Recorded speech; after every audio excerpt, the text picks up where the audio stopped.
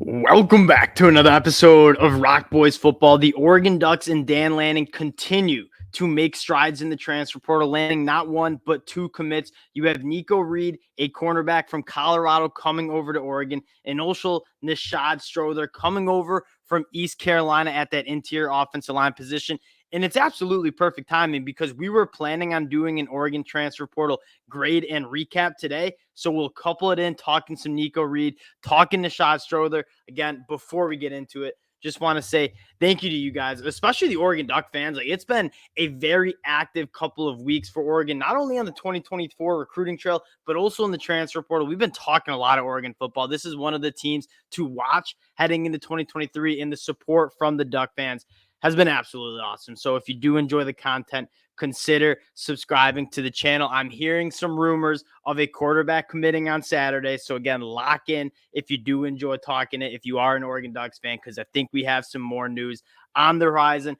Let's get into it. We got two things to talk about today. One, I want to talk about the introduction of the two new transfer portal additions. And then we're going to take a look at this 2023 transfer portal class as a whole and talk about how we grade Oregon and what they've done in the transfer portal. Spoiler alert, like, we are very high on this transfer portal crew Dan Lanning has got brought in. You look at some of the team needs that they needed to address heading into 2023 and the quality of players they brought in at those positions. It's a very, very well done transfer portal session for Dan Lanning. Let's talk about Nikko Reed first, because there's a lot to like about Nikko Reed. He was a guy that, coming out of the 2021 class, the first thing to note is he's young. He's going into his third year of college football. So it's a little bit different than getting a guy who's going into his fifth or sixth year with that COVID year, which how much is he going to get better? Nikko Reed played at a high level in 2022, and there's reason to believe that he's going to be even better once he gets to Eugene.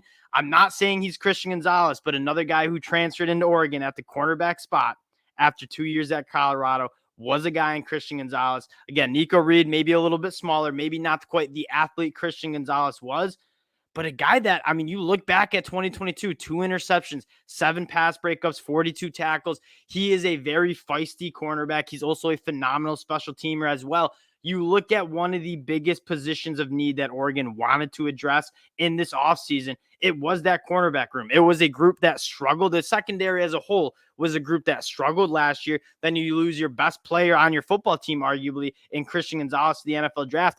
Dan Lanning clearly thought and said, oh, we need to get some more bodies in that we can trust in the transfer portal to kind of add just an immediate reinforcement to the secondary. And I think a guy like Nikko Reed certainly qualifies as that.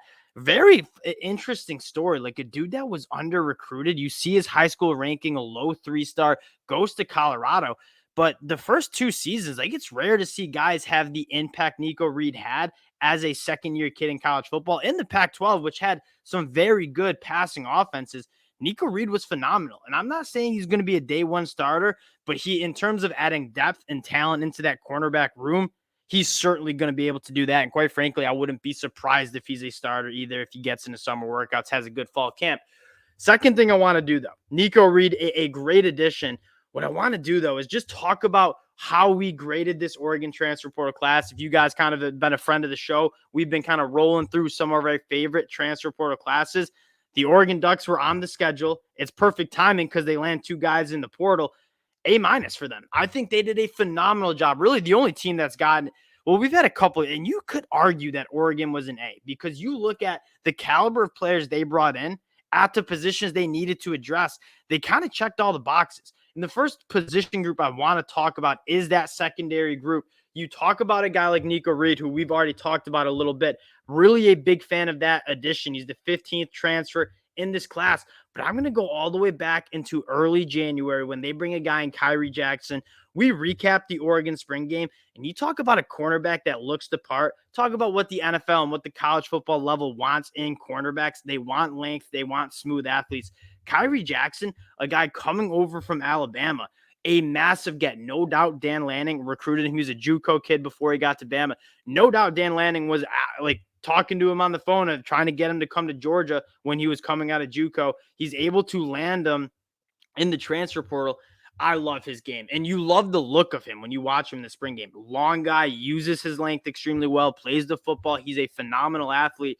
You brought in two cornerbacks that I wouldn't be surprised would get some serious burn and potentially start for this Ducks team heading into 2023. I think you're extremely excited about that. Then you had two guys on the back end at the safety position who both played a lot of football. The guy I'm most excited for, Tysheem Johnson, he's an absolute hammer coming over from Ole Miss, guy that you can do a lot of different things with.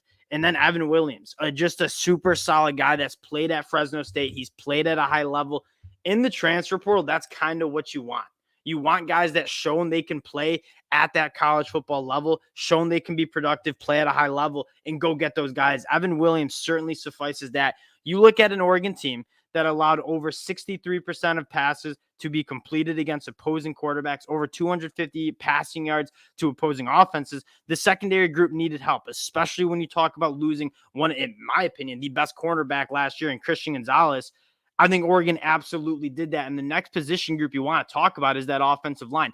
Oregon, phenomenal offensive line last year. If you watched Oregon play, the way they were able to run the football, the way they were able to protect Bo Nix, a massive part in how good that offense was. What do you lose? 4 out of your 5 starters. I mean, a lot of very good players moving on from this Oregon team.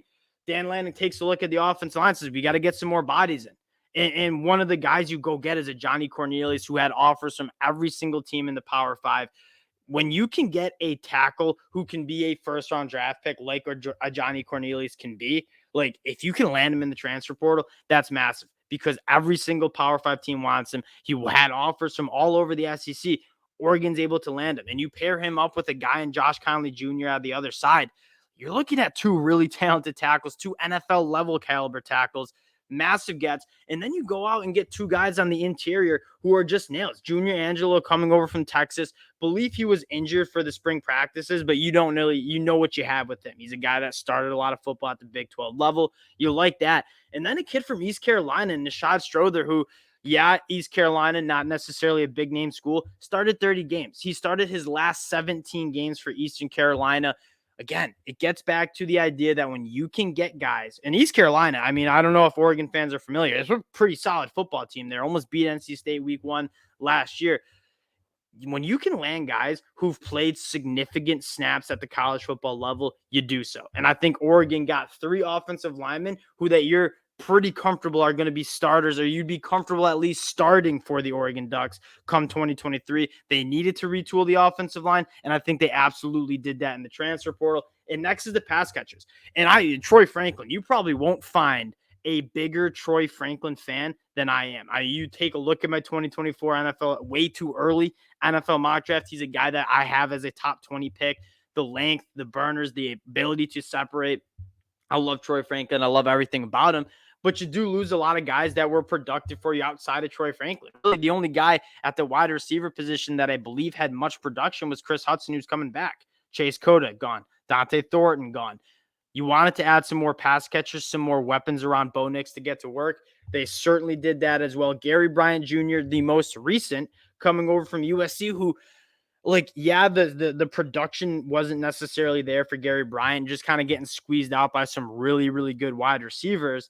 But again, a former guy who is a top 100 national recruit out of high school, a guy that has proven can play at the college football level. That's a nice addition. And then there's 2 guys that I'm big fans of. Trayshawn Holden coming over from Alabama. He looked apart in the spring game. I think he had a few drops.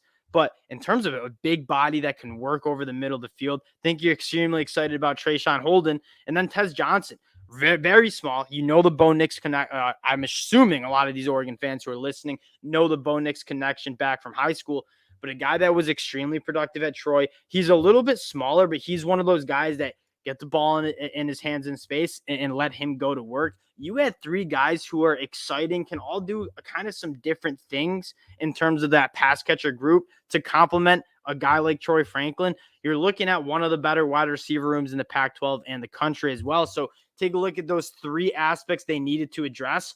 Oregon gets very good players at all 3 of those spots: the secondary, the offensive line, and the pass catchers. And then to round it out, quite frankly, 2 of the guys that I'm most excited for to be coming into this Oregon class, I want to start with where you got to find them here. Jordan Burch, the former top 10 national recruit who went to South Carolina, hasn't really reached his full potential. But if there is a coach in the country that I trust more, there isn't a coach in the country that quite frankly, I trust more in developing defensive linemen than Dan Lanning. You saw what he did at Georgia. You saw what he did with the guy in DJ Johnson, who I believe was playing on the offensive side of the ball a couple of years ago, and then turns him into a third round draft pick in the NFL.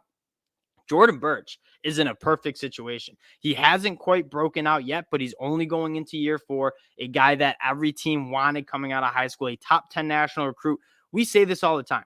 24/7 Sports, they do their homework. Like I've listened to some podcasts about how the scouts do this. They do a good job. And yeah, they'll have some misses, but you don't earn a top 10 national ranking out of high school if you don't have extreme physical traits. So you giving a guy in Dan Lanning, a dude like Jordan Burch, who's a heavy-handed pass rusher with crazy traits, like Dan Lanning's going to coach this guy up. I cannot wait to see what Jordan Burch can do under Dan Lanning. And the other guy I'm very excited about, Justin Jacobs, coming over from Iowa. That's a linebacker position that I thought was a little underwhelming for Oregon, quite frankly. Like you had Noah Sewell, Justin Flo, super excited about both those guys. Noah Sewell, solid, but I think that's all Oregon fans would say. Like, he just seemed a little big, seemed a little out of place playing in space.